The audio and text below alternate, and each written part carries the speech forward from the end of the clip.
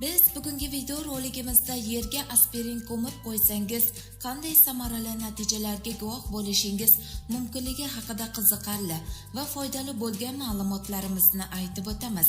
Aspirin dori vositasi tibbiyotda juda ko'p qo'llaniladigan va hammamizning uyimizda topiladigan dori vositalaridan bo'lib, tarkibida juda ko'p miqdorda salitsil kislotasi saqlashi bilan boshqa dori vositalaridan ancha foydaliroq bo'lib hisoblanadi. Ammo bu dori vositasining inson organizmiga ijobiy ta'siridan tashqari yerga ko'milganda ham foydali ta'sirlari mavjud ekanligini ko'pchiligimiz bilmasak kerak.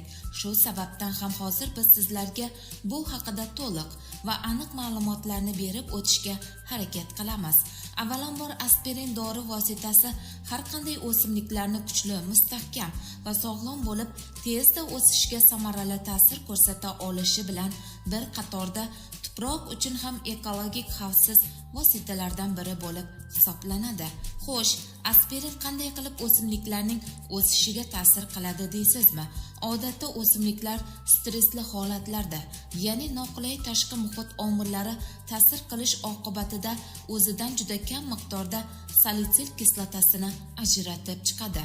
Salitsil kislotasi o'z navbatida o'simliklarni zararkunandalardan himoya qilib, suv va ozuqaviy moddalar yetishmasligiga qarshi o'simliklarning immunitetini oshiruvchi vosita bo'lib hisoblanadi.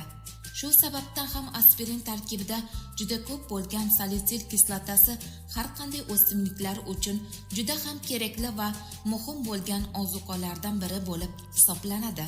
Ayniqsa yerlarni aspirinli eritma yordamida sug'orilganda o'simliklarning urug'lanish jarayoni yanada kuchayib, meva va sabzavotlarning hajmiy jihatdan ancha yiriklashishiga ham sabab bo'la oladi.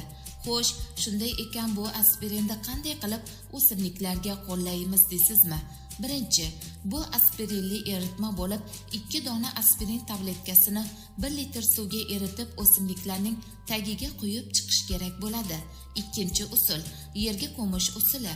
Buning uchun o'simlik daraxtlarining tuprog'i 15 sm chuqur qilib kavlanadi va shunga 1 dona tabletkadan ko'mib chiqiladi. Ma'lumotlarimiz sizlarga ma'qul bo'lgan bo'lsa like, ma'qul bo'lmagan bo'lsa dislike tugmasini bosib qo'yishni unutmang. E'tiboringiz uchun rahmat.